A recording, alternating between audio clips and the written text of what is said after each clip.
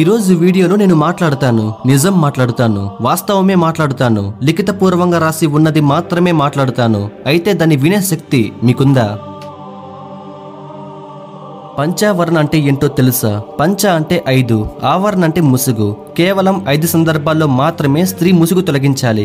1 వ్రతం చేసేటప్పుడు, స్వయంవరం ముందు, మ్యారేజ్ టైంలో, ఆపద సమయంలో, యుద్ధంలో తప్ప మిగతా టైంలో పరాయి మగాడి ముందు స్త్రీ ముసుగులోనే ఉండాలని మన భారతీయ గ్రంథాలే చెబుతున్నాయి.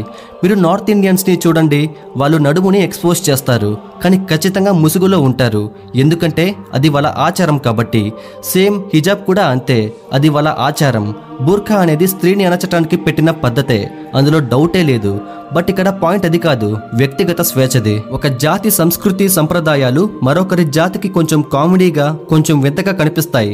అంత మాత్రాన అవి తప్పు అని కాదు, అలాగని కరెక్ట్ అని కాదు. ఫారెన్ స్త్రీలు థైస్ కనిపించేలా బట్టలు ధరిస్తారు, అది మన హిందూ స్త్రీలకి బలితెగింపుగా కనిపించవచ్చు. అలాగే భారతీయ స్త్రీలు నడుము కనిపించేలా చీర కడతారు, అది ముస్లిం స్త్రీలకి వికారంగా కనిపించవచ్చు. సేమ్ కింద నుండి పై వరకు అసలు ఫేస్ కూడా కనిపించకుండా హిజాబ్ వేసుకునే ముస్లిం స్త్రీలను చూసి మనం నవ్వుకోవచ్చు. కానీ ఇక్కడ పాయింట్ ఏంటంటే ఆచారం. ఈ ఆచారం అనేది అంత త్వరగా మారదు, అది రక్తంలో జీర్ణించుకుపోయి ఉంటుంది. అది తప్పైనా ఒప్పైనా సరే, ఫారెన్ స్త్రీలు తమ నడుముని, భారతీయ స్త్రీలు తమ థైస్ని చూపించడానికి ఇష్టపడనట్లే ప్రపంచంలోని ముస్లిం స్త్రీలు కూడా తమ ఫేస్ని చూపించడానికి ఇష్టపడరు. కారణం తమ ఆచారాలు, పద్ధతులు, సంస్కృతి, సంప్రదాయాలు. ఒక డ్రెస్ కల్చరే కాదు, వాళ్ళ తిండి, బట్ట, చదువు, నడవడిక అన్నీ కూడా ఆచారంలో ఒక భాగమే. దీనికి బెస్ట్ ఎగ్జాంపుల్ చైనా ప్రజల ఫుడ్ కల్చర్. మనమందరం అనుకున్నాం చైనా ప్రజల వికృతి తిండి వల్లే కరోనా వచ్చిందని, బట్ అది నిజం కాదు. అసలు చైనా ప్రజలు ఏది పడితే తింటారు. దానికి కారణం ఒకప్పుడు చైనాలో భయంకరమైన కరువు వచ్చింది.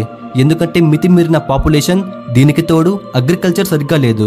అందుకు కరువు విలయతాండవం చేసింది. ప్రజలు ఆకలితో చాలా మంది చనిపోయారు. ఆకలి బాధను తట్టుకోలేక ప్రజలు చేతికి అందిని తినటం మొదలు పెట్టారు.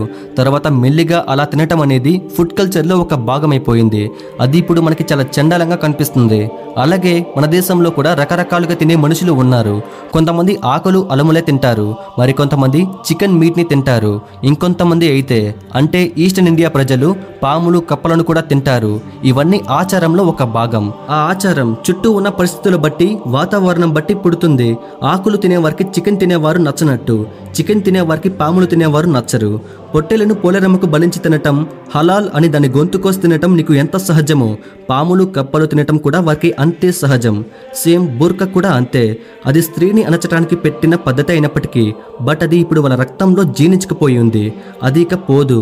కానీ ఇక్కడ మెయిన్ పాయింట్ ఏంటంటే కొన్ని కల్చర్స్ ఉంటాయి, అవి మానవ జాతిని అంతం చేసేలా, మనిషి ఎదుగుదలను అణచివేసేలా, మనిషి స్వేచ్ఛను నాశనం చేసేలా ఉంటాయి. బుర్కా కొంతమంది స్త్రీలకు నచ్చితే కొంతమందికి నచ్చదు, అది వారి వ్యక్తిగత స్వేచ్ఛపై డిపెండ్ అయి ఉంటుంది.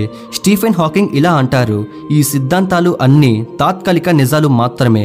అంటే ఈ ప్రపంచంలో ఉన్న సిద్ధాంతాలు, ఆచారాలు, సంప్రదాయాలు ఇలా అన్నీ కూడా మనిషి మారినంత వరకే నిజాలు. వన్స్ కాలంతో పాటు మారినట్లయితే నీకే తెలుస్తాయి వట్టి వ్యర్థాలే అని. ఇక్కడ మారాల్సింది ఆచారాలు కాదు, నువ్వు, నీ ఆలోచన విధానం. ఒక్కసారి ఆలోచించు, నువ్వు నమ్ముతున్నా, నువ్వు ఆచరిస్తున్న ఆచారాలు కరెక్ట్గానే ఉన్నాయా అని. కొంచెం డీప్గా థింక్ చేయి, అంతే, ఇంకేమొద్దు.